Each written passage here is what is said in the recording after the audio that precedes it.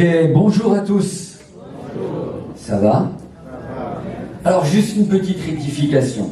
Je ne suis pas pasteur, je suis chanteur évangéliste. C'est important que nous soyons clairs les uns les autres avec quel est notre service, quel est notre appel, quelle est la fonction peut-être que le Seigneur nous donne pour le servir ici sur la terre. Amen. Moi, où je me sens bien, c'est dans ce que le Seigneur m'a donné de faire, pas dans ce qu'il ne m'a pas donné de faire. Et moi, je crois qu'aujourd'hui, dans l'Église, il y a des gens qui font des choses, où ils sont dans des appels, où ils font un service que Dieu ne leur a pas demandé. Et ça ne marche pas. Mais ce qui marche, c'est quand tu es dans le plan de Dieu. Alors moi, je suis vraiment heureux dans ce que je fais, parce que je sais qu'il y a un écho dans mon cœur avec l'écho du cœur de Dieu. Tu es dans ce que je t'ai demandé de faire. Amen. Et si vous n'êtes pas trop heureux dans ce que vous faites, posez-vous la question, est-ce que vous êtes vraiment dans le plan de Dieu pour votre vie? Amen. C'est tellement important. Alors, comme il l'a dit le pasteur David, donc moi, je suis un chanteur évangéliste. Mon ministère, c'est d'aller de nation en nation. Et depuis déjà maintenant bien des années, on va dire 24 ans, j'exerce ce ministère et j'ai visité beaucoup de nations. Ici, c'est pas la première fois que je viens, donc au niveau du Québec, je suis déjà venu faire plusieurs missions. Et juste avant cette mission-là, qui est la dernière de l'année pour moi, j'étais en Afrique du Sud, où c'était complètement différent de ce que je vis ici.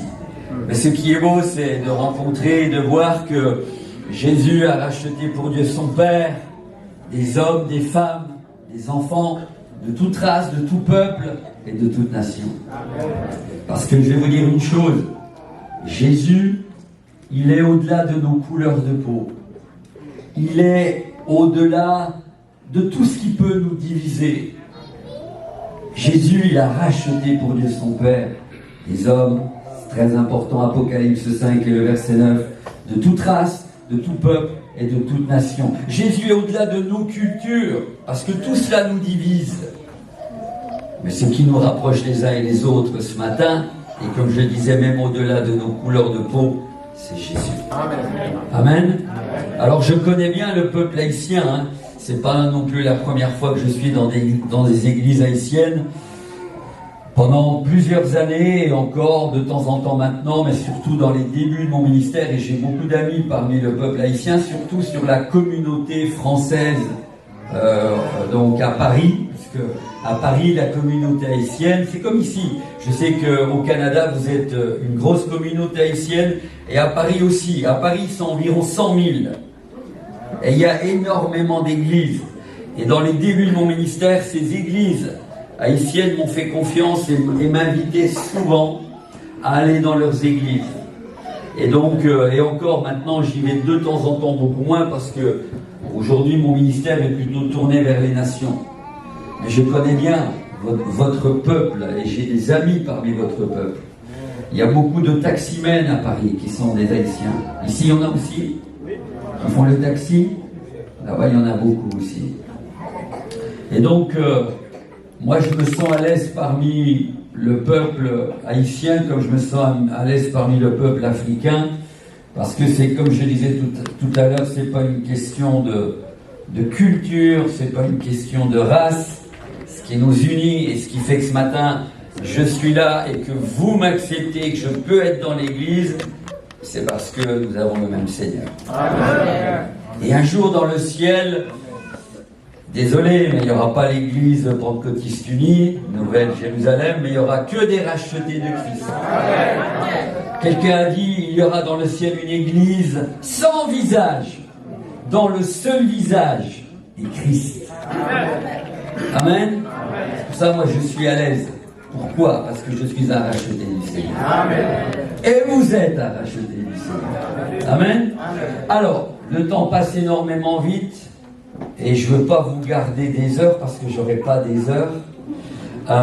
Je suis donc aussi, alors, comme je disais, je suis un chanteur évangéliste parce que c'est dans ces deux domaines que finalement le Seigneur m'a utilisé.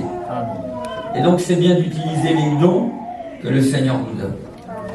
Et donc je chante, j'ai enregistré 3 albums.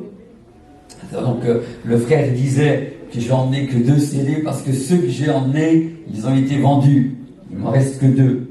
Donc ils vont être très très chers. Il a dit 15 $, finalement je vais augmenter le prix. Parce qu'après avoir chanté, peut-être que vous le voudrez, alors il faudra le payer très cher. Non, je plaisante. Ça restera le même prix. Ok, donc le chant que j'aimerais chanter est un chant que les églises en général aiment beaucoup.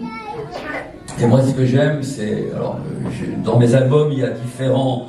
Il y a du country, ballade, variété, slam, rap même. Mais j'utilise la musique simplement comme support. Parce que c'est pas la musique qui nous sauve, c'est le message. Vous comprenez? Il y a des gens, ils oublient que c'est le message qui est important. Et moi, donc j'utilise la musique comme un support pour pouvoir annoncer l'évangile. Et pour moi, le message doit être clair. Alors parfois, je suis un peu étonné parce qu'il y a des CD qui sont enregistrés. La musique est tellement forte dans le mixage qu'on a du mal à percevoir le message. Mais c'est pas la musique qui nous sauve. La musique n'a jamais sauvé personne. Mais ce qui sauve, c'est le message. Comme il est dit dans Romains 10, verset 17, si j'ai bonne mémoire, il est dit, la foi vient de ce qu'on entend, et ce qu'on entend vient de la parole. Donc parfois, il faut faire attention. Et même dans nos églises, dans vos églises, et je sais que le peuple haïtien aime beaucoup la musique, mais ce n'est pas la musique qui nous sauve. Ce qui est important, c'est qu'on puisse percevoir le message. Et à mon goût, parfois dans les églises, je tourne beaucoup, les églises africaines aussi, la musique est tellement forte que des fois on s'entend même plus chanter. Il faut qu'on s'entende chanter. Parce que ce qui va me faire du bien, c'est d'entendre ce que le message dit. La musique nous aide un peu à entrer dedans. Mais faisons attention qu'on puisse s'entendre quand même chanter dans nos églises. Amen. Donc, le chant que je vais chanter a pour titre « M'approcher de Dieu, c'est mon bien ». Et c'est un chant qui a été écrit à partir du verset 60, du psaume 73. Et le psaume 73, vous savez, je vous invite à le lire, on n'aura pas le temps ce matin, mais le psaume 73, c'est un moment difficile que traversait Asaph. C'est pas David qui a écrit tous les psaumes. Les psaumes, la plupart ont été écrits par David, mais c'est pas que lui. Et là, c'est Asaph, en l'occurrence, qui vit un moment difficile. Asaph était celui qui dirigeait la chorale sous David, comme le frère tout à l'heure. Et quand il est dans ce psaume 73, il traverse un moment tellement difficile, il dit qu'il a porté envie aux insensés, aux gens du monde. Il est dit que son pied allait glisser et qu'il avait quelque part envie d'arrêter sa marche avec le Seigneur. Et parfois, dans notre vie chrétienne, on a des hauts et des bas. Vous êtes d'accord? Parce que le faux évangile, c'est de dire, venez à Jésus, vous n'aurez plus de problème, tout ira bien, vous aurez beaucoup d'argent, etc. C'est faux. Mes amis, la vie chrétienne, elle est faite de hauts et de bas. Ça, c'est l'équilibre. Autrement, vous dites des choses qui ne sont pas vraies. Moi, j'ai plus de, maintenant, 41 ans de mariage. Encore aujourd'hui, j'ai des hauts et des bas. C'est vrai, des fois, on idéalise un peu tellement le message que tout va bien. Non, c'est pas vrai. La vie chrétienne, elle est faite de hauts et de bas. Elle est faite de maladies, elle est faite de joie, elle est faite de difficultés qu'on ne soupçonne pas. Et même la Bible nous dit que c'est par beaucoup de tribulations qu'il nous faut entrer dans le royaume de Dieu. Et ces versets-là, c'est une réalité. Paul dit, j'ai laissé Trophime malade. Aujourd'hui, parfois, on nous annonce un évangile sans maladie, sans problème. Eh bien, lisez le psaume 73.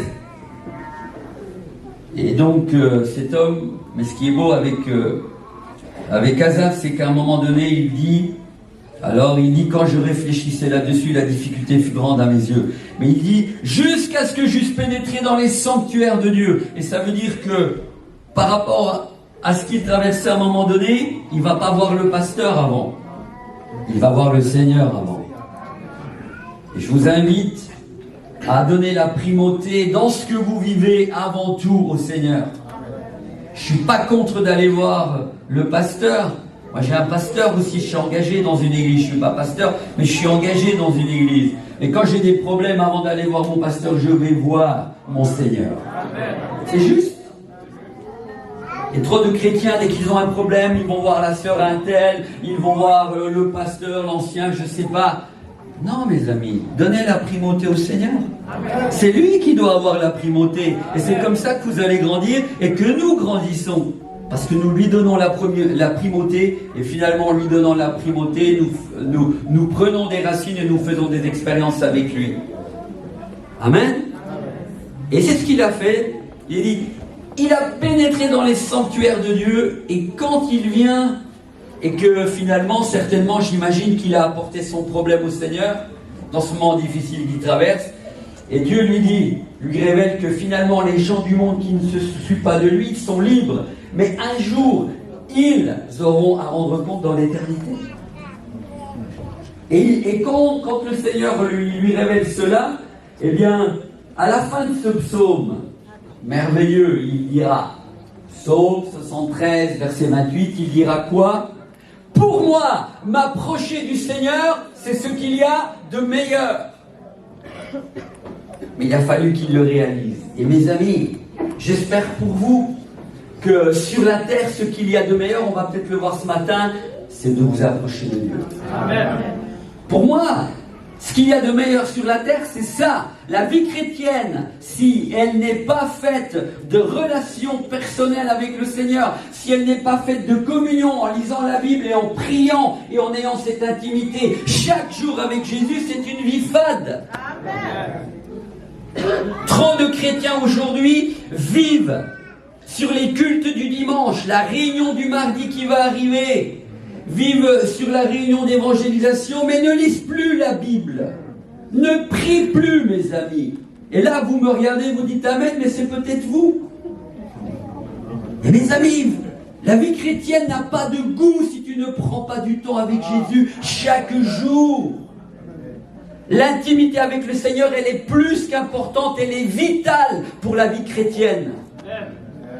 Et aujourd'hui, il y a des chrétiens qui disent Amen, qui n'ont aucune connaissance de la Bible, et finalement ils disent Amen à tout, sans vérifier, sans rien. Ils sont avides. Et ils viennent se nourrir le dimanche. Oh, moi je vais au culte le dimanche. Lui, il dit, pour moi m'approcher de mon Seigneur, c'est ce qu'il y a de meilleur.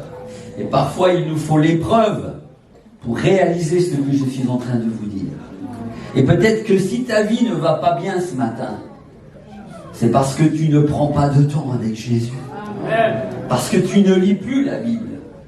Et parce que tu te contentes de venir comme ce matin, ou dans les réunions de la semaine, et tu vis que sur ça, mes amis. Tu ne peux pas être heureux. C'est pas possible. Tu ne peux pas gagner des victoires. Mais on a besoin, chacun pour sa part, d'avoir une relation avec Jésus. Amen. Amen. Alors je vous invite à écouter ce chant, et à un moment donné, vous chanterez avec moi quand je vous dirai si vous êtes d'accord. Ok? Alors, si là-bas la technique est prête, on va y aller. C'est parti.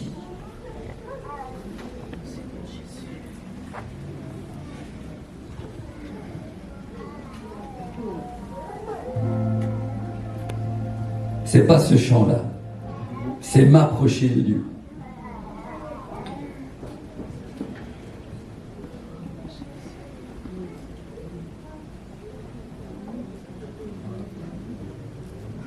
Mais finalement, ils étaient un peu endormis. Hein.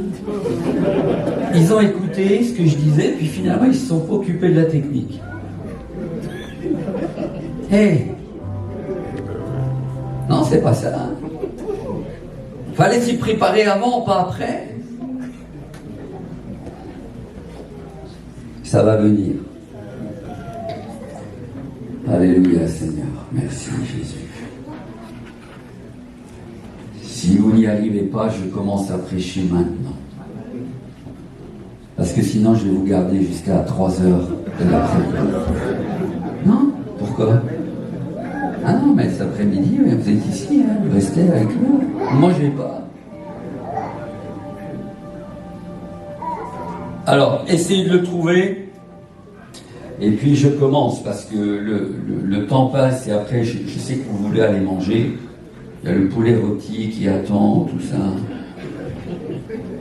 Mais on va manger la parole de Dieu avant. Alléluia, je plaisante. Ok, donc, j'ai commencé mon thème. On m'a dit, pasteur David, le pasteur Gisors me disait que vous êtes un peu dans le thème, je crois, du Saint-Esprit. C'est ça? Ah, ben voilà. Je voulais commencer. Oh. Je voulais commencer et ils ont trouvé. Ok, alors c'est parti cette fois. Allez.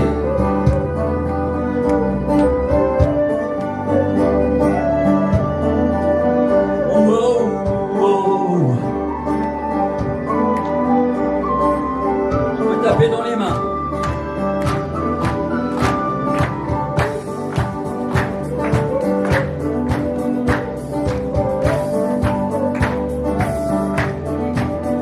C'est mon bien.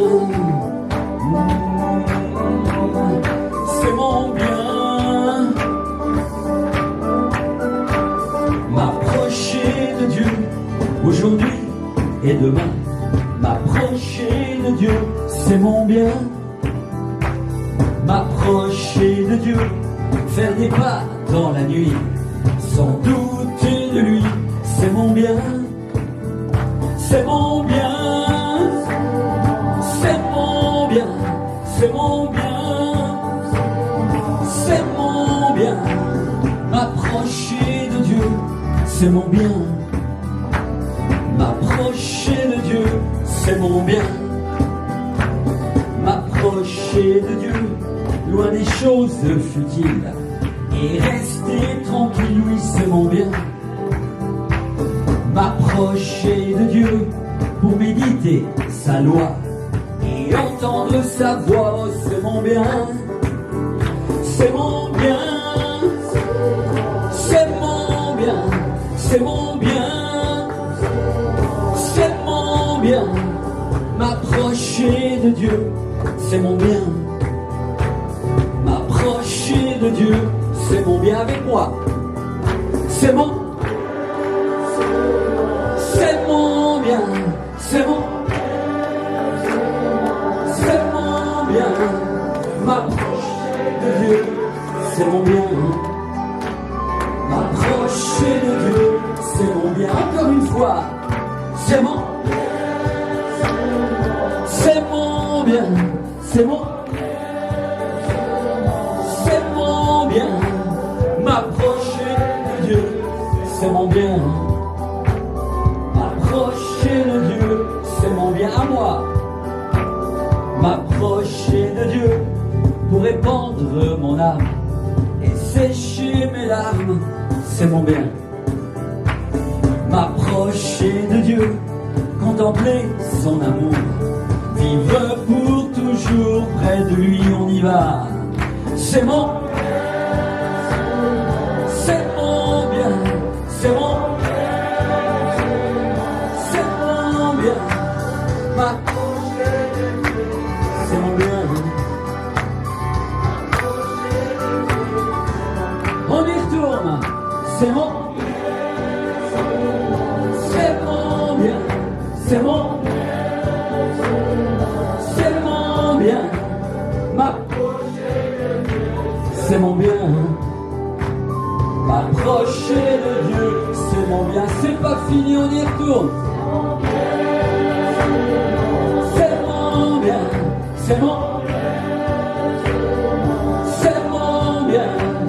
M'approcher de Dieu, c'est mon bien. M'approcher de Dieu, c'est mon bien. Une dernière fois, c'est mon bien. C'est mon bien. C'est mon bien. M'approcher de Dieu, c'est mon bien. M'approcher de Dieu, c'est mon bien. Attention. M'approcher de Dieu,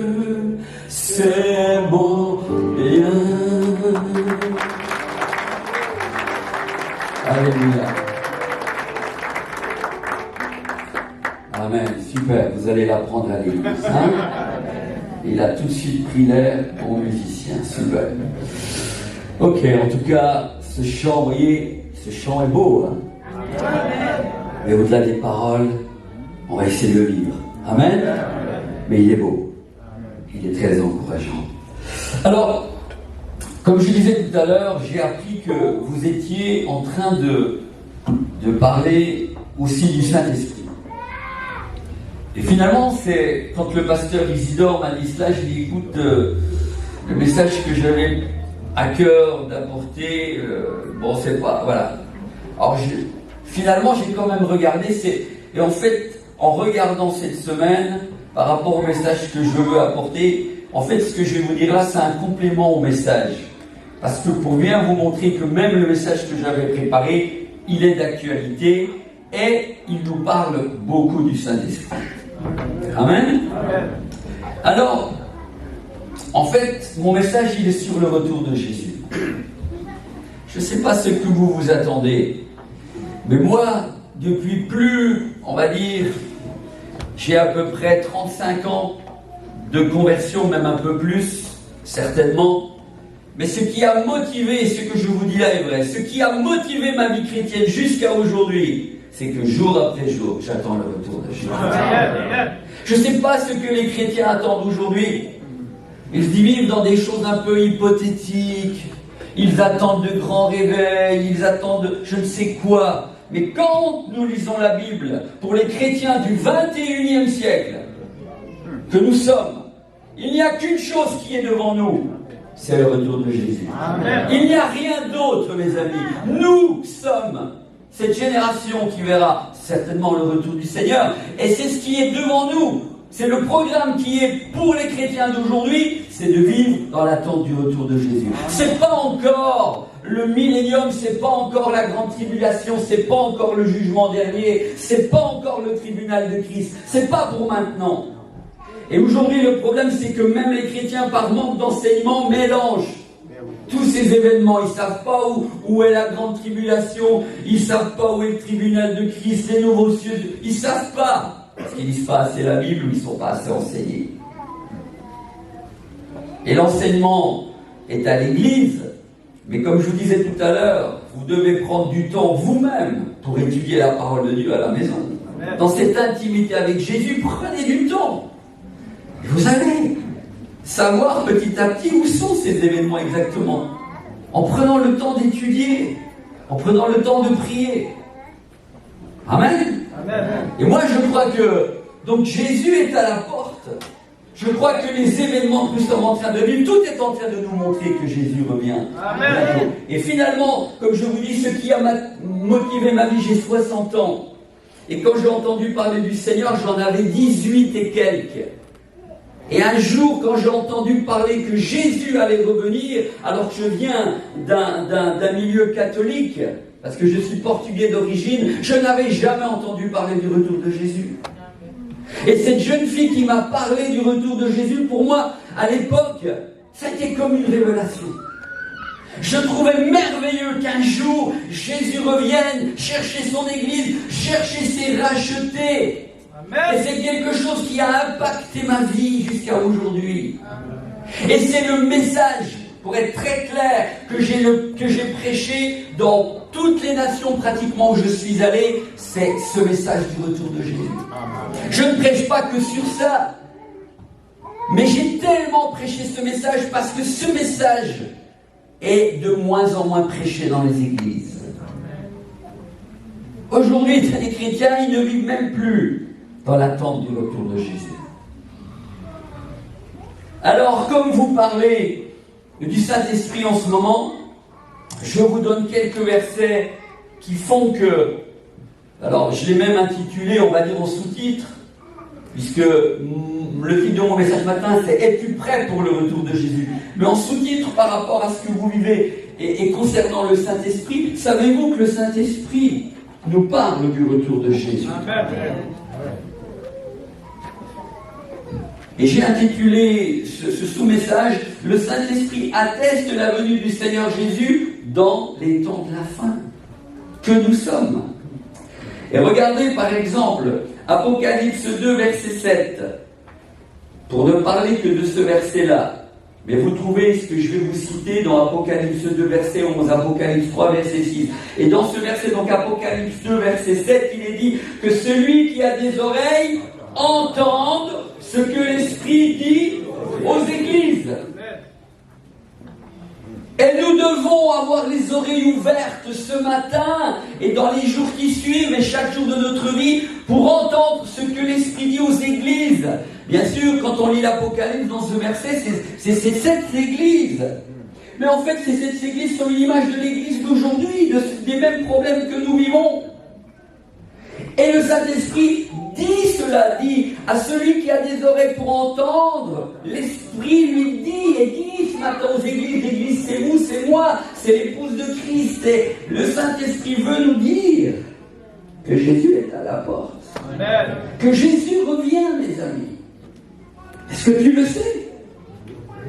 Le Saint-Esprit, lui, le sait. Et il n'arrête pas de le chuchoter à nos oreilles. Prépare-toi, arrête de te négliger. Pourquoi tu vis dans le péché? Jésus revient, il vient chercher une église sans tache ni ride, ni rien de semblable. Mais il vient chercher des hommes, des femmes, des enfants qui se préparent pour sa venue. Et on va le voir si j'ai le temps, mes amis. Ne croyez pas que vous serez tous enlevés. Mon désir ce matin, c'est de dire Amen. L'église de la Nouvelle Jérusalem elle sera enlevée dans sa totalité, dans sa globalité. Mais ça serait un mensonge. Parce que moi, je ne connais pas vos cœurs. Je ne connais pas où vous en êtes. Mais Jésus le sait, mes amis. Tu ne peux pas bluffer avec Jésus. Tu peux bluffer avec ton pasteur et les anciens dans l'église. Mais tu ne peux pas bluffer avec Jésus. Parce que ce matin, le Seigneur sait où j'en suis moi en tant que serviteur de Dieu, mais il sait où t'en es toi. Rien ne lui est caché. Ta marche avec lui, là où tu pèches, là où tu crois que personne ne te voit. Jésus le sait, mes amis. Et c'est important ce que je te dis, parce que si tu essaies de jouer avec le Seigneur, lorsqu'il reviendra, tu ne seras pas enlevé. Et c'est pas moi qui le dis, je ne sais pas si j'aurai le temps de pouvoir vous apporter toutes ces choses, mais c'est biblique ce que je vous dis là. Et Jésus a encore dit qu'il connaît ceux qui lui appartiennent. Et quand Jésus reviendra, il y aura un tri qui se fera. Quand la trompette de Dieu va sonner, il y en aura qui seront enlevés en un instant, en un clin d'œil, mais il y en aura dans les églises, et peut-être ce sera un jour où je serai en train de prêcher. D'un seul coup, vous ne me verrez plus. Amen. Moi, je dis Amen pour moi parce que je sais où j'en suis. Amen. Et que le Seigneur me garde fidèle jusqu'à la fin. C'est ce que je lui dis parfois, Seigneur, après avoir annoncé ton message sur ton retour pendant tellement de fois dans les nations. Je n'aimerais pas rester ici-bas. Ça serait vraiment quelque chose de terrible pour moi. Mais pour ça, il faut que je marche chaque jour. Que je lui sois fidèle en tant que serviteur. Parce que ne croyez pas parce qu'on est serviteur et que tout va toujours bien, qu'on n'a pas de combat. On a nos combats comme vous. À part qu'on a des fois des ministères différents. Mais ne croyez pas qu'un pasteur, un apôtre ou je ne sais quoi, un directeur de louange, il y a quelqu'un avec une auréole sur la tête de spécial. Non. On est tous au même rang, mes amis, à part qu'on a des services différents. Et nous avons nos combats. Mais j'aimerais tellement, quand le Seigneur vient entendre la trompette de Dieu sonner, et peut-être que ce jour-là, je serai dans une église, ça serait mon rêve, en train de prêcher, et hop, en un instant, en un clin d'œil, je serai enlevé. Mais est-ce que toi, tu le seras? Je ne peux pas répondre à ta place, tu ne peux pas répondre à la mienne. Mais tout ce que je sais, je connais où j'en suis moi ce matin avec Jésus. Amen. Pour moi-même, je sais où j'en suis. Toi, est-ce que tu le sais? Amen. C'est très important de se poser ces questions. Et Jésus dit ici que celui qui a des oreilles entende ce que l'Esprit dit aux églises. Les Haïtiens qui avaient ce métier souvent aussi. Est-ce que les gens qui passent dans le doigt de Dieu sont bénis? Ou bien quand ils repartent, il y a quelque chose, ils ne sont pas bien? En fait, moi je dis que quelqu'un qui fait ce métier, quand quelqu'un arrive découragé, quand il va sur la voiture, il devrait être encouragé. Amen. Parce que tu peux toujours glisser un mot. Et si tu ne glisses pas un mot, rien que toi, je crois que quand nous sommes remplis de la présence de Dieu, quand nous vivons quelque chose avec nous, Seigneur, notre vie, même sans parler, doit impacter la vie des autres. La personne, quand elle sort, elle dit, oh, je ne sais pas pourquoi, mais depuis que j'étais dans ce taxi, je suis mieux. Parce que dans ce taxi, si tu vraiment marches avec le Seigneur, tu peux lui dire, Seigneur, je veux que ta présence soit dans mon taxi. Pour qu'elle impacte la vie des autres. Moi, je crois à cela. Des fois, sans parole, nos vies peuvent impacter la vie des autres parce que nous avons l'onction de Dieu. Nous sommes remplis du Saint-Esprit. Et nos vies, des fois même, je crois qu'on parle trop. Nos paroles parlent plus fort que nos actes et ce qu'on vit, je crois.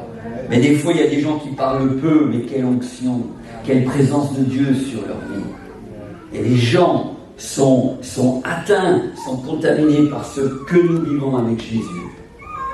Amen. Amen. Donc c'est très important. Ensuite, il y a un autre verset aussi qui parle et qui dit ceci. C'est 1 Timothée 4, verset 1. Là, c'est un verset aussi où l'Esprit nous dit ceci. Mais l'Esprit dit expressément, voyez, mais l'Esprit, 1 Timothée 4, verset 1, il dit, mais l'Esprit dit expressément que dans les derniers temps, où nous sommes, et ça, quand Paul dit ça, c'est pour nous dire, voilà ce qui se passe, voilà comment les hommes, comment les gens seront avant la venue de Jésus. Mais c'est l'Esprit qui parle. Mais l'Esprit dit expressément que dans les derniers temps, donc avant la venue du Seigneur, quelques-uns abandonneront la foi. De qui nous parle-t-il ici? Il n'est pas en train de parler aux gens du monde. Quand il dit, Paul, dans les derniers temps, que certains abandonneront la foi, il n'est pas en train de parler aux gens du monde, ils ne connaissent pas encore le Seigneur, il est en train de parler aux chrétiens. Amen. D'aujourd'hui et d'alors. Et il dit, donc, avant la venue du Seigneur, il dit, quelques-uns abandonneront la foi. Et je crois qu'il y a des chrétiens aujourd'hui qui abandonnent la foi. On a parlé de Asaph tout à l'heure. Heureusement qu'à un moment donné, il est venu dans la présence de Dieu et qu'il a pu se renouveler. Dieu lui a dit, mais voilà ce qui attend ceux qui ne me connaissent pas. Mais il y a des chrétiens aujourd'hui, ils abandonnent la foi. Alors, pour abandonner la foi, c'est que vraiment dans nos vies, il y a quelque chose qui, je ne sais pas, à un moment donné, on s'est déconnecté du Seigneur, on ne prie plus. Le monde a regagné sur nos vies, il y a eu une déception dans l'église et puis finalement on est parti et le monde nous a à nouveau gagné. Mes amis, l'église n'est pas parfaite. C'est vrai que je crois que des fois on est blessé dans l'église, c'est une réalité. Parfois on est blessé dans l'église, oui, mais c'est les hommes qui nous blessent. Laissez le temps au Seigneur de vous guérir. Prenez du temps, pardonnez, arrêtez de toujours ressasser le passé. Ah oui, mais on m'a fait du mal là-bas en Haïti, tu sais, le pasteur a été dur. Ah, c'est vrai qu'il y a des hommes et des femmes qui sont blessés par l'Église, mais le Seigneur nous guérit. Amen. Tu ne peux pas 20 ans, 30 ans après ressasser la même chose, parce que tu vas abandonner ta marche avec Jésus à un moment donné. Si tu ne te laisses pas guérir, tu vas abandonner. Et aujourd'hui, je crois que par mécontentement, alors il y a ce que je viens de dire, je suis d'accord qu'on peut être blessé dans l'église, je suis d'accord qu'entre nous, des fois, nous nous faisons du mal. Mais le Seigneur nous pardonne. Amen. Et le Seigneur veut te guérir, veut me guérir. Il ne faut pas sans arrêt ressasser le passé et ne pas se laisser guérir par le Seigneur. Parce que c'est jamais le Seigneur qui nous déçoit, ce sont des hommes. Des femmes, peu importe, dans le peuple de Dieu. Des fois, entre nous, nous ne sommes pas toujours gentils les uns avec les autres. Mais ça fait partie encore de la vie chrétienne. Mais à cause de cela, et surtout dans les temps de la fin, il y a un combat qui se mène dans ces temps de la fin de plus en plus, frères et sœurs. Il y a de plus en plus de pression sur nos vies. Parce que le diable le sait, il cherche à nous détourner du Seigneur, de quelque manière que ce soit, à prendre notre temps, à essayer de mettre des pensées dans nos têtes. N'oubliez pas que c'est un lion rugissant qui cherche qui il veut dévorer. Mais nous apprenons à nous laisser guérir par le Seigneur. Et peut-être que ce matin je parle à quelqu'un qui a été blessé dans une église. Vous avez été blessé par un pasteur, par un diacre, j'en sais rien. C'est peut-être le temps de vous laisser guérir. Laissez-vous guérir. Parce que, à cause de ça, tu peux faire naufrage et abandonner la foi. Et si tu fais naufrage, et tu abandonnes la foi lorsque le Seigneur va revenir, tu ne seras pas en paix. Et Paul dit ça, il dit que dans ces derniers temps, parmi les chrétiens, certains abandonneront la foi. Et en plus, il dit la suite, ils abandonneront la foi, écoutez bien, pour s'attacher à des esprits séducteurs, à des doctrines de démons. Ça veut dire qu'à un moment donné, ces chrétiens sont tellement déboussolés, influençables, que quelqu'un qui est un faux prophète va venir et va l'entraîner dans de fausses doctrines. Amen. La Bible dit ici, dans des doctrines de démons. Et ça, c'est un signe de la fin des temps.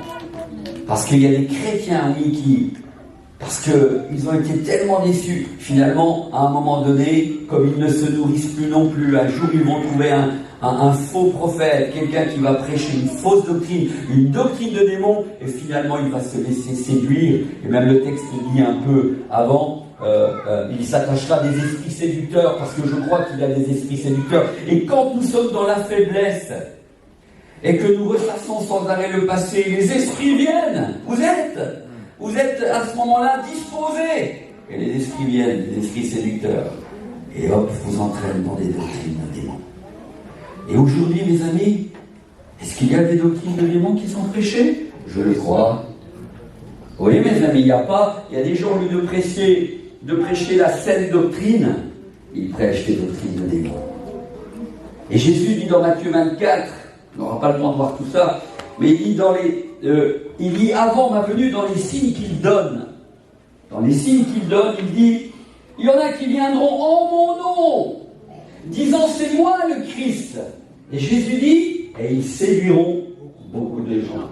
Vous vous rendez compte? Ça, c'est un des signes avant la venue du Seigneur. Dans Matthieu 24, il y a toute une liste. Il y aura des guerres en divers lieux. Un royaume s'élèvera contre un royaume. Il y aura des épidémies. Mais il dit aussi, il y en a qui viendront en mon nom, disant c'est moi Jésus. Et des gens bien intentionnés, tels que vous, que moi, si on n'est pas affermi, si on ne connaît pas la parole, on va dire ah, c'est Jésus. Et il y en a qui comme ça. C'est des doctrines de démons, mes amis. Jésus, il n'y en aura qu'un. Amen. Il n'y en a eu qu'un, c'est Jésus, Yeshua, le Fils de Dieu, il n'y en aura pas d'autres. Et ceux qui prétendent être connectés directement avec lui et qui reçoivent des révélations autres que ce qu'il y a marqué dans ce livre, c'est faux. Amen. Et on gobe ça. Mais je suis étonné. Pourquoi on gobe n'importe quoi? Il y a tellement de sectes dans ce monde où des gens, dans ces moments de faiblesse, parce qu'ils sont déçus de quelque chose, les esprits séducteurs viennent, les faux prophètes viennent, et ils prennent ces gens-là dans leurs églises, dans leurs sectes. Mes amis, faisons attention. Qu'est-ce qui va te garder de cela? C'est ce que je disais tout à l'heure au début. C'est ton intimité avec Jésus. C'est que tu lises et tu médites ce livre jour après jour. Que tu prennes le temps de te nourrir, parce que ton âme te réclame chaque jour ça. L'âme, chaque jour nous dit, mais j'ai faim de la parole du Seigneur. Cet esprit qui est en nous, cette âme de Dieu qui est en nous, nous dit, mais le Saint-Esprit nous appelle à aller vers le Seigneur. Et l'âme, qui est-ce que nous sommes réellement? Où il y a les sentiments, etc. Il nous dit, mais j'ai faim de cette parole. Donne-moi à manger. Mais on n'écoute pas. Au lieu de faire ça, on va faire autre chose. On va prendre des heures pour être sur Internet, Twitter, tout ce que vous voulez. On n'a pas le temps, je vais faire à manger. Après, c'est la télé. Après, je ne sais quoi. Et finalement, le temps passe et vous avez passé votre journée et vous n'avez pas donné le temps au Seigneur. Mais l'âme réclame cette nourriture, parce que la nourriture de l'âme, c'est la parole de Dieu. Mais elle nous réclame aussi, l'âme nous réclame aussi la prière. Et l'âme est là à nous dire, mais prends le temps de prier, j'ai envie de respirer. Et la prière, c'est la respiration de l'âme. L'un ne va pas sans l'autre. Et dans ce lieu secret, parce que Jésus nous dit cela, Jésus nous dit dans Matthieu 6,6, quand tu pries, va dans le brouhaha à Montréal, va dans le salon où il y a tous tes amis haïtiens qui sont venus te visiter, et puis tu vas avoir un moment de communion. Non, il ne dit pas ça. Il dit quand tu pries, entre dans ta chambre. Matthieu 6,6. Jésus nous parle que nous devons avoir une communion avec lui, pas n'importe où, dans l'intimité de la chambre. Dans l'intimité, parce que nous devons vivre une intimité. Et le couple, c'est la même chose. Quand un couple veut se retrouver, c'est dans l'intimité de la chambre. C'est pas ailleurs. Et c'est pour ça qu'il donne cette image. Quand tu pries, entre dans ta chambre. Viens me rencontrer. Viens, je vais te nourrir. Viens, je vais te parler. Tu vis tel problème. Viens m'en parler. Et Jésus dit, quand tu pries, entre dans ta chambre et laisse la porte ouverte. C'est ça qu'il dit? Non. Il dit, quand tu viens dans la chambre, ferme la porte. C'est-à-dire ferme la porte à tes soucis du monde. Et viens dans ma présence, ferme-la pour ne pas que tu sois dérangé. Et nous devons tous avoir un lieu secret à la maison. Amen. Ce soit, alors Jésus donne la chambre, mais ça peut être une pièce où tu vas te retrouver seul avec Jésus, là où tu peux, dans ta maison. Si tu peux aller dans la chambre, il faut y aller, mais si tu peux pas la trouver, un autre endroit où tu n'es pas dérangé. C'est vital. Parce que Jésus dit ferme la porte à tout ce que le monde te cause comme problème et viens dans ma présence. Et vous savez, rien que le fait de venir et de commencer à prier, quand vous êtes en train de prier, il y a encore tellement de soucis qui sont là. Même en ayant fermé la porte. Et il faut dépasser ces soucis, il faut dépasser le plafond. Et à un moment donné, parce que tu passes du temps, tu commences à être dans sa présence. Et dans ce moment-là, non seulement tu pries, tu entres en contact avec ton Seigneur et tu prends le temps de lire la Bible. L'un ne va pas sans l'autre. Et ce texte nous dit, quand tu pries, rentre dans ta chambre et ton Père qui est là dans le secret te le rendra. Il est là dans le secret et il entend. Et si nous n'avons pas dans notre vie chrétienne ces moments-là, alors ça c'est vrai pour toute notre vie chrétienne, mais plus que jamais aujourd'hui, mes amis. Nos agendas sont tellement remplis. On n'a pas de temps pour le Seigneur et je comprends, vous travaillez tous et c'est difficile la vie. Il faut tous les jours se battre, prendre des transports en commun, il y en a qui ont des voitures, il y en a qui n'en ont pas, il faut s'occuper des enfants. Mais c'est vital de dégager du temps pour Jésus. Amen. Et si vous n'avez pas développé cette culture, mes amis, alors ne commencez pas avec trop de temps. Je vous donne un conseil. Dites, Seigneur, je vais te donner 10 minutes par jour. Commencez avec 10 minutes. Et dites, Seigneur, je vais te donner 10 minutes, mais je veux tenir parole. Et il vaut mieux tenir parole avec 10 minutes que de vouloir commencer grand et vous n'allez pas tenir. Parce que si tu n'as pas développé la culture de cette relation avec Jésus, et si tu veux tout de suite passer 1 heure, 3/4 d'heure, tu n'y arriveras pas. Mais si tu dis, Seigneur, je te donne 10 minutes, 1 minute par jour, je viendrai dans la chambre, je prendrai le temps de prier, allez, 5 minutes, et puis je lirai 5 minutes ma Bible. Il vaut mieux ça que rien du tout. Et vous verrez que quand vous allez commencer à développer cette culture, ces 5 minutes ou ces 10 minutes vont devenir 20 minutes. Après, ça va devenir 1 demi-heure. Et puis, 3/4 d'heure, je suis resté dans 1 heure, etc. Parce que quand tu es dans la présence de Dieu et que tu commences à goûter à sa parole, quand tu commences à goûter à la prière, dans ce lieu secret, tu verras qu'à un moment donné, il n'y a plus de temps, mes amis. Et que tu vas être étonné de voir que le temps passe Parce que tu es devant ton Dieu. Et là, quand tu commences à être régulier, écoute bien, ta vie ne va plus jamais être la même. Tu vas commencer à vivre, à remporter des victoires que tu n'as jamais remportées avant. Parce que tu ne lui donnais pas la priorité et tu ne prenais pas le temps de gagner les victoires. Là, à genoux ou debout, peu importe. Mais tu rencontres ton Seigneur. Aujourd'hui, je suis étonné d'entendre que des chrétiens disent « Alors, on veut tout, bien sûr, en tant que chrétien, on veut tout. Ah, j'aimerais avoir une onction comme ce frère, ou comme cette sœur, ou comme ce prédicateur. » Oui, bah, tu peux, hein. Bah, passe du temps avec Jésus, hein. Si tu passes du temps avec Jésus dans ta chambre, dans le lieu secret, tu verras que très vite, tu vas avoir l'onction. Jésus va te rafraîchir de son huile fraîche.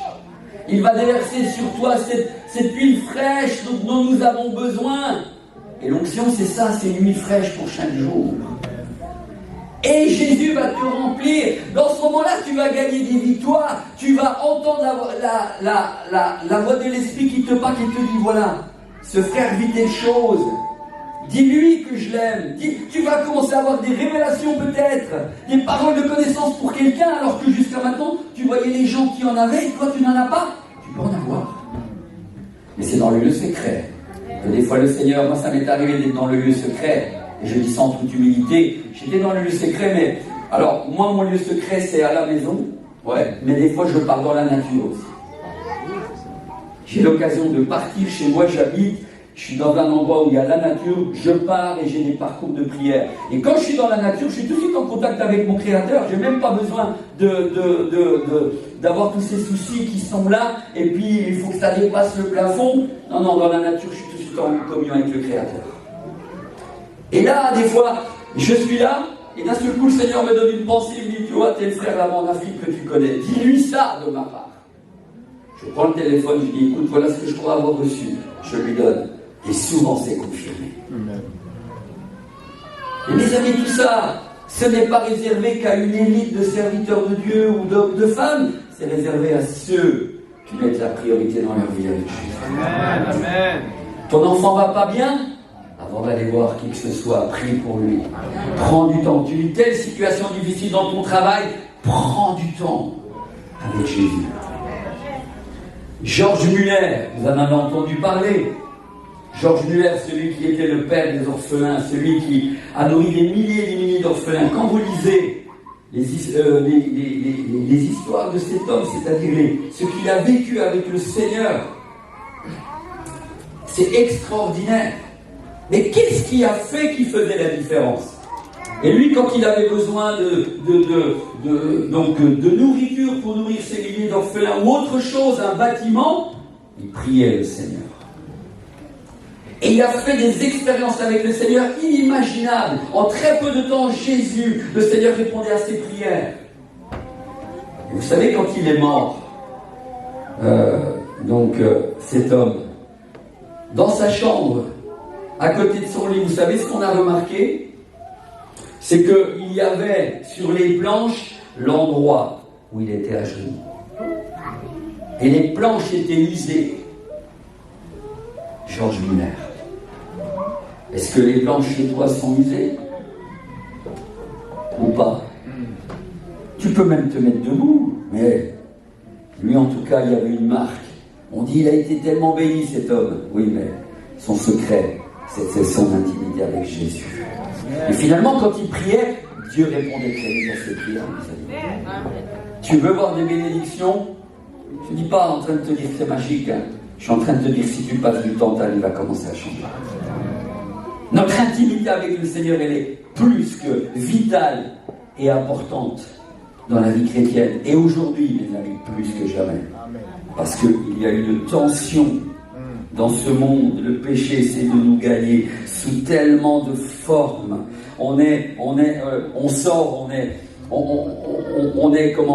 On sort du culte, on prend la voiture, d'un seul coup on est confronté à des images pornographiques, avec des publicités, toutes sortes de choses. Au boulot, vous allez travailler avec des hommes ou même des femmes. Oh, j'ai une histoire à te raconter. Forcément, ça serait une histoire de sexe. Et qu'est-ce que vous faites en tant que chrétien, vous? Raconte-la moi. Non, vous pouvez dire, ça ne m'intéresse pas. Moi, quand je travaillais, on me disait, tiens, j'ai une histoire à te raconter. Je disais, j'en veux pas, je sais ce que tu vas me raconter. Est-ce que vous vous démarquez au travail ou pas? Si vous ne vous démarquez pas, les gens, ils ne vont pas voir que vous êtes chrétien. Mais quand vous allez leur témoigner et dire, oh, Jésus t'aime. Jésus m'aime, mais alors pourquoi quand on raconte des histoires sales, tu es toujours en train d'écouter? Tu dis que Jésus m'aime, mais tu as le même langage que nous, tu es toujours en train de jurer en tant que chrétien. Or, vous avez lu le texte tout à l'heure de Éphésiens 4. Éphésiens 4 qu'il est dit, Éphésiens 4, 29. Qu'il n'y ait dans votre bouche aucune parole mauvaise, mais s'il y a lieu quelques bonnes paroles qui servent à l'édification de ceux qui l'entendent. Et Éphésiens 4, après Éphésiens 5, dit encore qu'il faut faire attention à ce qu'on entend, etc. et se démarquer. Aujourd'hui, je suis effaré de voir que des chrétiens jurent. Des chrétiens, ils sont dans le monde, on ne les reconnaît même pas comme des chrétiens, chrétiennes. Et le dimanche, alléluia, Jésus revient, mes amis, il fera un tri sur toutes ces choses. Parce qu'on ne bluffe pas avec le Seigneur. Et s'il y a bien une chose qui doit changer dès que nous donnons notre vie à Jésus et que nous passons par la nouvelle naissance, c'est le langage. Si notre langage ne change pas, il est comme celui du monde, alors il y a un problème, mes amis. Faisons vraiment attention. Donc ce verset de 1 Timothée 4, verset 1 nous dit que dans ces derniers temps, certains abandonneront la foi pour s'attacher à des doctrines de démons. Et des doctrines de démons, franchement, il y en a beaucoup aujourd'hui. Et que le Seigneur vous préserve d'avoir ici toujours de la sagesse et d'être fondé sur la parole pour que quand vous invitez quelqu'un comme moi, vous puissiez dire oui, c'est un homme. Amen. Rempli de l'esprit, c'est un homme de la parole, ce qu'il est en train de dire est vrai. Et vérifiez ce que je suis en train de dire. C'est pas parce que c'est moi, mais vérifiez, vous avez le droit de vérifier. Et vous avez le droit d'interrompre quelqu'un en disant non, monsieur, je suis désolé, frère, il me semble que ce que vous êtes en train de dire, vous allez plus loin que ce que dit la Bible. Vous avez le droit de le faire. Vous avez le droit de venir me voir à la fin et de dire non, c'était pas tout à fait juste ce que vous avez dit. Mais si vous me le prouvez par la lecture de la Bible ou par ce que dit un texte biblique, je veux bien me remettre en cause. Et aujourd'hui, le problème, c'est que il y a des gens de passage dans vos églises et ils vont vous dire 99,99 de juste. Et il y aura ce petit pourcent qui est le poison, qui est la fausse doctrine et qui va contaminer à votre église. Et oui, mes amis. Donc, aujourd'hui, il faut faire attention à qui on a affaire. Alors, merci de m'avoir fait confiance. Mais aussi, quand on écoute quelqu'un, il faut voir ce qu'il est en train de dire. Parce qu'il peut amener des doctrines de démons. Et casser l'Église. C'est une réalité. Et c'est pour ça que la Bible nous dit encore par ailleurs que les Béréens, il dit que les Béréens examinaient chaque jour les Écritures pour savoir si ce que l'on disait était vrai.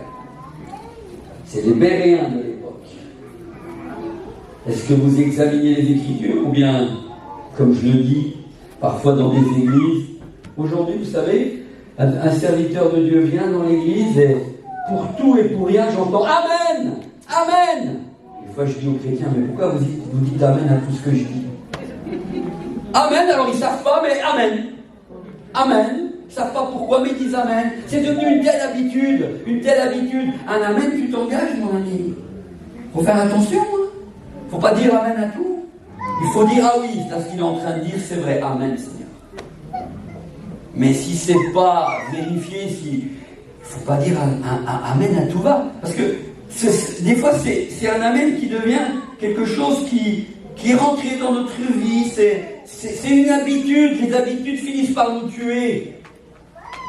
Il faut être vigilant et ne pas dire Amen à tout, mais vérifier ce que disent les Écritures. Il y a aussi encore un autre texte que j'ai choisi par rapport au Saint-Esprit et qui dit bien que le Seigneur est à la porte et que le Seigneur Nous sommes dans les temps de la fin et que le Seigneur revient. Il y a aussi ce verset que j'aime beaucoup dans Jean 16, verset 13. C'est Jésus qui parle et il dit ceci. Quand le consolateur sera venu, le consolateur, c'est... Amen. Ça fait plaisir. Le consolateur, c'est le Saint-Esprit. Et c'est ce que dit juste ensuite le texte. Quand le consolateur sera venu, l'Esprit de vérité. L'Esprit de vérité. Et nous devons discerner si c'est la vérité que nous sommes en train d'entendre ce matin. Si ce n'est pas la vérité, dites stop. Et il dit, quand le consolateur sera venu, l'Esprit de vérité et le Saint-Esprit est l'Esprit de vérité. Il vous conduira dans toute, pas dans une certaine vérité, dans une partie de la vérité, dans toute la vérité. Et c'est pour ça que Paul dira dans Acte 20, vous pourrez lire, il dira, je vous ai annoncé tout l'évangile sans rien vous cacher. Je vous ai annoncé toute la doctrine de Dieu, toute la sainte doctrine dans sa globalité, sans rien vous cacher. Aujourd'hui, j'ai l'impression qu'on prêche ce que nous aimons et qu'on cache d'autres choses. Ou alors ça ne nous intéresse pas de prêcher sur certaines choses. Mais Paul il dit, je vous ai annoncé tout le conseil de Dieu, diront certaines versions, toute la vérité. Amen. Et nous devons connaître toute la vérité. Il nous conduira dans toute la vérité, car, très important, il dit, il ne parlera pas de lui-même. Le Saint-Esprit ne parle jamais de lui-même. Mais de qui nous parle-t-il? Il nous parle de Jésus. Toujours, mes amis. Le Saint-Esprit nous parle de Jésus, Yeshua, le Fils de Dieu, qui est mort et ressuscité, qui a donné sa vie pour toi et pour moi. De rien d'autre. Il ne parlera pas de lui-même, mais il dira tout ce qu'il aura entendu. Qu'est-ce qu'il a entendu, le Saint-Esprit? Il a entendu tout ce que Jésus a dit quand il était sur la terre. Quand Jésus était sur la terre, il a tout entendu. Et c'est pour ça que Jésus nous dira que quand le Consolateur va venir, il nous rappellera tout ce qu'il a dit. Et le Saint-Esprit ne fait que ça, nous rappeler. Et dit, attends, est-ce que Jésus n'a pas dit ça? Jésus a dit ça, mais pas ça. Attention, tu commences à aller trop loin par rapport à ce que dit la parole de Dieu. Et aujourd'hui, le problème, c'est que même quand nous prêchons, nous allons plus loin parfois que ce que dit la parole. Restons dans ce que dit la parole. Et faisons attention de ne pas aller plus loin que ce que dit la parole. Parce que la Bible nous dit, dans Jérémie chapitre 1er, que Dieu veille sur sa parole pour l'accomplir. Mais il veille simplement sur ce qu'il a dit, et il ne peut nous bénir que dans la mesure où nous restons que sur ce qu'il a dit. Si nous allons trop loin, Dieu ne peut pas nous bénir et il n'est pas avec nous dans ce qu'il n'a pas dit. Mais il veille, par contre, sur ce qu'il a dit pour l'accomplir. Donc il ne parlera pas de lui-même. Le Saint-Esprit ne parle jamais de lui-même, mais il parle toujours du Seigneur Jésus. Mais il dira tout ce qu'il aura entendu. De qui? Du Seigneur Jésus. Il n'a rien oublié. Si nous oublions ce que le Seigneur Jésus dit, le Saint-Esprit n'oubliera jamais. Il nous rappellera toujours ce que Jésus dit, a dit et dit. Et ensuite, le verset se termine, et il vous annoncera les choses à venir.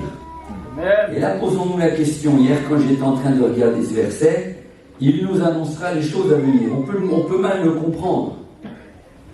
C'est-à-dire, quelqu'un qui dit ça, il nous annoncera les choses à venir. C'est-à-dire, les choses à venir, celles qui vont venir maintenant, là. Mais on peut le prendre en pensant qu'il va nous annoncer les choses à venir, c'est-à-dire de nouvelles révélations. Il y a des gens comme ça. Ils vont interpréter ce verset en disant endroit et puis dans tel lieu. Je dirais, mon Titi, tu vas plus loin que ce que dit la Bible. Parce que c'est étonnant, Jésus ne sait pas, mais toi tu le sais. Et vous savez, il y a des gens bien intentionnés qui savent des choses que Jésus lui-même ne sait pas. Pourquoi je vous dis ça? Je reviens à la parole, c'est un exemple, et je reviens à la parole. Parce que j'ai le Saint-Esprit en moi, et j'ai emmagasiné ces choses, sans les lire, elles sont là, gravées en moi. Pourquoi je dis ça? Parce que Matthieu 24, Jésus est en train de discuter avec ses disciples, et à un moment, les disciples lui disent, mais Seigneur, quand c'est que tu vas revenir? Et qu'est-ce que Jésus répond? Ah oui, je vais revenir en Israël à tel moment, à tel endroit, à telle heure. Non, non. Jésus dit, nul ne connaît ni le jour ni l'heure, ni moi, ni les anges, mais seul mon Père. Amen. Par contre, dans ce passage, comment nous savons que Jésus est à la porte? Parce que tout au début, Jésus nous donne les signes. Et c'est au signe. Jésus a dit, quand vous verrez un royaume s'élever contre un royaume, c'est en ce moment, regardez, la guerre en Ukraine, regardez maintenant en Israël, etc. On voit. Et puis, il y a des guerres en divers lieux. Jésus nous parle des faux prophètes, je vous en ai parlé. Il y aura des épidémies, on vient de vivre le Covid-19, mes amis. C'était pas une petite épidémie. Ça a bloqué le monde entier. Tout ça, c'est pas... Alors, Jésus dit dans cette liste, il dit épidémie. Il n'a pas dit Covid, mais c'était une épidémie. Et il y a sans arrêt des signes qui sont là devant nos yeux de plus en plus intenses. Et ça ne va pas aller en s'arrangeant. En s'arrangeant, non, ça va aller de pire en pire. Et nous devons être à l'écoute et connaître la parole. Dire, ah, ça c'est un signe. Israël, là, mes amis, parenthèse, c'est un signe incroyable. Vous savez, j'ai 60 ans. J'ai jamais vu un signe comme là. Israël, ce qu'ils sont en train de vivre, c'est extrêmement sérieux. Et quelqu'un a dit que, en fait, Israël, c'est l'horloge de Dieu dans l'histoire du monde. Quand vous regardez à Israël, vous pouvez prendre la température et savoir si Jésus n'est pas loin. Et depuis, moi j'ai regardé les débats un peu, j'ai regardé les informations avant de venir ici, pas avant de venir, quand j'étais encore en France, j'ai pu un peu suivre, mais on parle que, en fait, depuis la Shoah, la persécution des Juifs pendant la dernière guerre, où il y a eu 6 millions de Juifs qui sont passés dans les fours, qui ont été persécutés, tués, on n'avait jamais vu, on n'avait jamais vu, à nouveau, c'est comme si ce qui s'est passé le 7 octobre, mes amis. On a vu des enfants, enfin ils ont fait des choses atroces à des enfants, à des femmes, enfin n'importe quoi. Et pour eux, il y en a encore des gens qui ont vécu les camps de concentration, la Shoah, ça les ramène à ce qu'ils ont déjà vécu. Et on n'avait jamais revu ça. Et aujourd'hui, eh bien, on dit, mais non, ils sont, alors, Israël quand même, c'est dur, ils sont en train de bombarder là-bas. Mes amis, ils ont le droit de se défendre. Et en tant que chrétiens, ne nous trompons pas de cible. N'oubliez pas que le peuple de Dieu, que Dieu s'est choisi, il s'est choisi, il aurait pu choisir quelqu'un d'autre, mais il s'est choisi Israël. Et c'est la prunelle de ses yeux. Et les gens, ce qu'ils ne savent pas, surtout les gens du monde, c'est que quand ils combattent contre Israël, il n'y aura jamais la paix là-bas. Ils ont essayé tout au long de ces années de faire des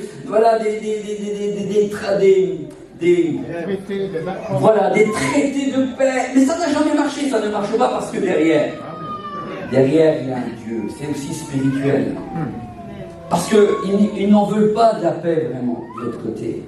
Et si vous connaissez l'histoire, ils disent qu'ils veulent la paix, qu'ils veulent ceci, mais ce n'est pas vrai, les amis. Quand de l'autre côté, il ne faut pas oublier qu'ils ont enfin, c'est incroyable. Eux, ils ont dans leur protocole, ce qu'ils veulent, c'est rayer de la carte Israël.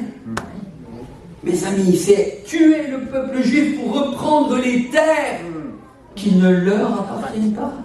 Mes amis, si vous connaissez la Bible, lisez. Les terres n'appartiennent pas aux Palestiniens. Les terres appartiennent à Israël, au peuple de Dieu. Ce petit bout de terre de rien du tout a été donné par Dieu au peuple d'Israël. Amen.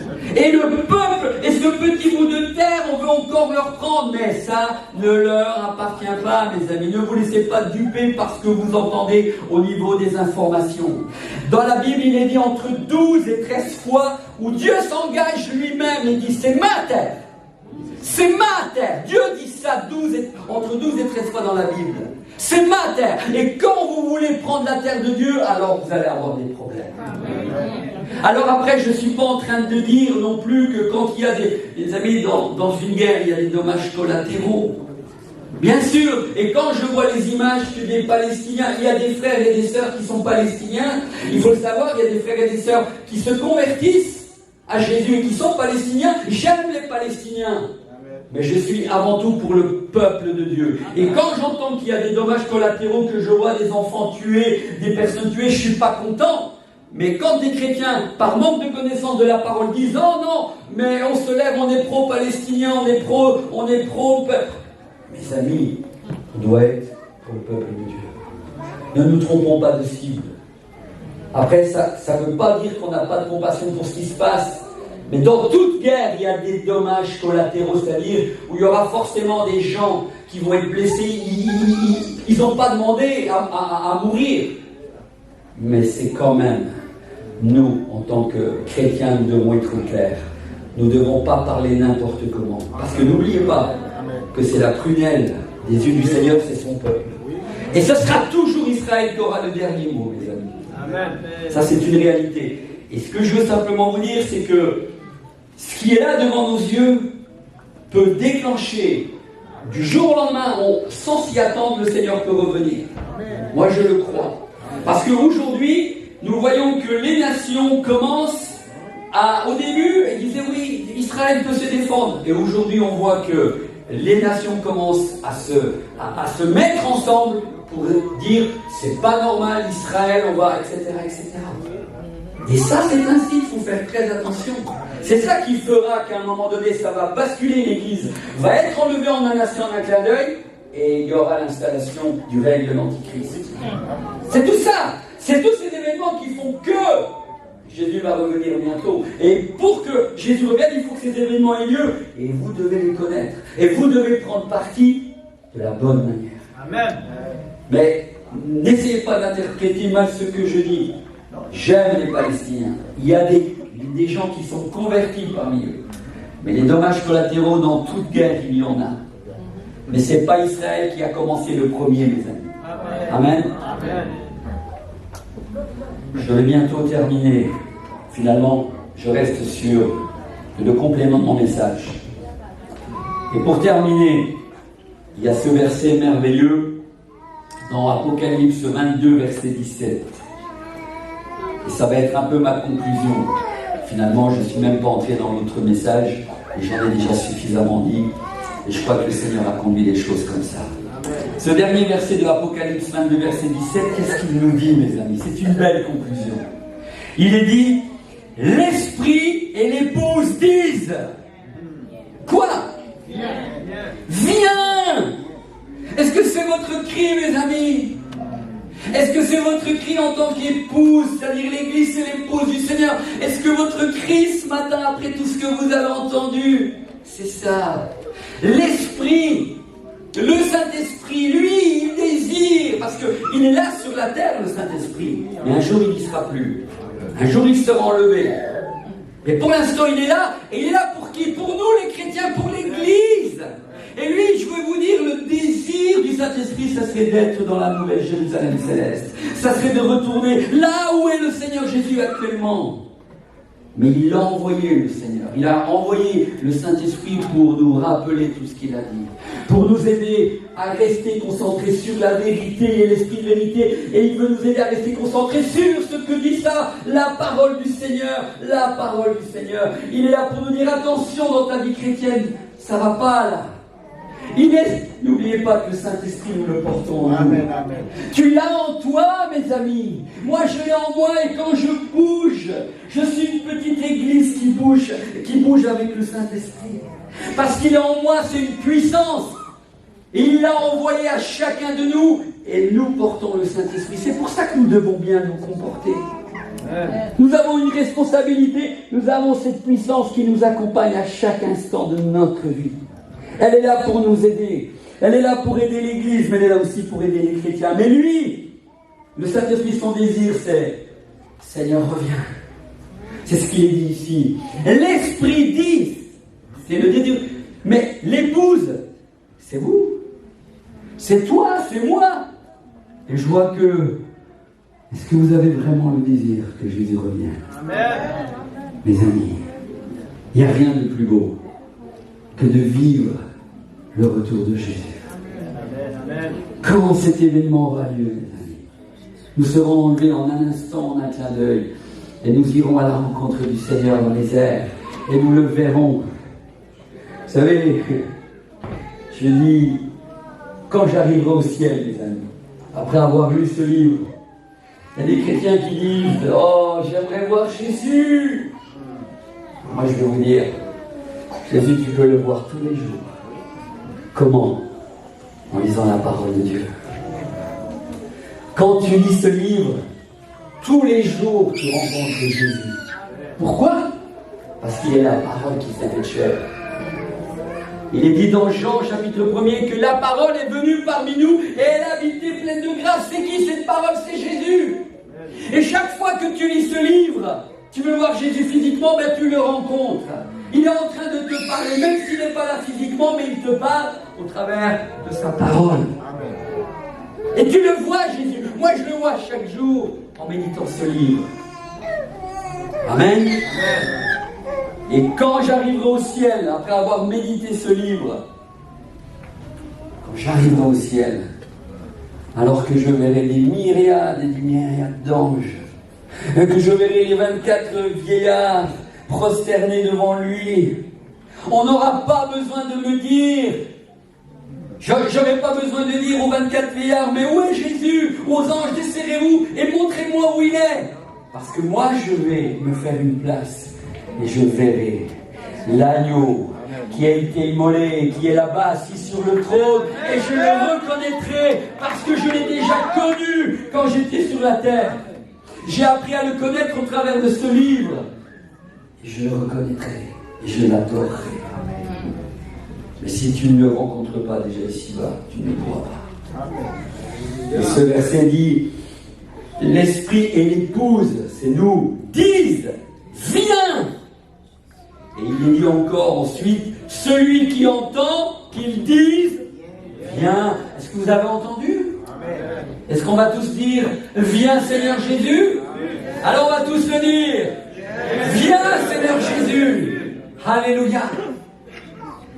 Et ça c'est le verset 22-17. Et le verset 20 dit, celui qui atteste ces choses dit, oui, je viens bientôt.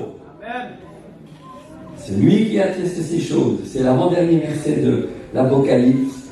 Celui qui atteste ces choses dit, oui, je viens bientôt. Amen. Je vous invite à fermer vos yeux. Alléluia. Alléluia. Seigneur, merci pour ce moment, Seigneur, où tu étais là ce matin avec nous. Seigneur, je bénis l'Église ici. Je bénis tous ceux et celles qui ce matin ont entendu ce message. Ce message qui nous dit que ton esprit nous rappelle que tu es à la porte et que tu viens bientôt. Seigneur, merci. Merci d'avoir rappelé ça ce matin à l'Église ici, la Nouvelle Jérusalem.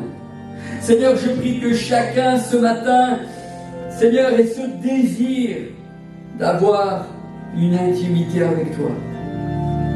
Je prie qu'à partir de ce jour, Seigneur, ceux qui ont entendu cette parole se préparent à ta venue. S'il y en a ici qui se sont quelque peu laissés aller, je prie, Seigneur, qu'ils se préparent à la venue du Messie, à la venue du Seigneur Jésus, parce que ce temps est proche. Mais je prie que ce matin, ce message ait créé dans les cœurs une soif de vivre une intimité chaque jour avec toi, en méditant ta parole, en priant, Seigneur, en étant dans ta présence. Et mon appel ce matin sera celui-ci. Est-ce que là où tu es à ta place, Tu t'es laissé interpeller par certaines choses, certainement, qui ont fait écho à ton cœur, mais peut-être qu'une chose qui aussi a fait écho à ton cœur et tu réalises que tu n'es plus dedans, c'est que tu n'es plus dans cette intimité avec Jésus. Tu n'es plus dans cette communion avec lui comme autrefois. Tu ne prends plus le temps de lire la Bible, tu ne prends plus le temps de prier. Et mon appel ce matin, c'est pour ceux et celles qui réalisent que finalement, dans leur vie, ils se sont laissés aller et qu'ils ne prennent plus ce temps pour être dans l'intimité avec leur époux. Si c'est le cas pour toi, et je sais que cet appel n'est pas facile, mais je prie que ce matin tu puisses te déterminer par rapport à ça. Si là où tu es à ta place, tu sens que tu n'as plus cette intimité comme autrefois avec Jésus, tu t'es laissé aller, alors j'aimerais simplement te dire, là où tu es à ta place, lève la main. Ne regarde pas à ton voisin ou à ta voisine. Mais ce matin, j'aimerais simplement prier pour toi. Pour ceux et celles qui réalisent qu'ils ont baissé dans leur communion, dans leur intimité avec Jésus. Et j'aimerais simplement prier pour vous, les uns et les autres. Y en a-t-il ici qui réalisent que vous avez besoin de revenir dans le secret de votre chambre ou un autre endroit où vous n'êtes pas dérangé pour prendre le temps avec Jésus? Y en a-t-il ici, s'il vous plaît? N'ayez pas honte ou peur. Ce qui est important, c'est dans ce moment d'appel que vous puissiez vous déterminer pour Jésus et prendre la décision que vous allez le faire. Parce que Jésus vous aidera à le faire. Merci. Y en a-t-il d'autres encore ce matin? N'ayez pas peur de le faire, s'il vous plaît. Et puis ici, je ne vais pas insister, mais si vous n'osez pas le faire ici, vous pourrez le faire en rentrant à la maison. Et en rentrant à la maison, vous dites, Seigneur, je n'ai pas osé lever la main là-bas. Mais je le fais maintenant, ici, Seigneur, à la maison, et je veux maintenant, Seigneur, enlever de mon planning tout ce qui me prend trop de temps, et je veux commencer à revenir dans le secret de ma chambre et prendre du temps avec toi. Et ça aura la même importance, mais faites-le. Oui, alors je vais simplement prier pour cette personne, peut-être ces deux personnes que j'ai cru voir lever la main. Seigneur, je te prie pour ces deux personnes, Seigneur, ou cette personne. Je prie, Seigneur, que à partir de ce jour, elles puissent tout à nouveau revenir dans le secret de leur chambre et tout à nouveau, Seigneur, vivre une vie de communion avec toi, que tu les renouvelles, Seigneur, jour après jour dans cette onction rafraîchie, en lisant ta parole et en priant, Seigneur. Je prie qu'ils vivent aussi dans l'attente de ton retour et qu'ils soient des témoins avant ta venue et qu'ils soient prêts le jour où tu reviendras. Amen. Amen. Amen.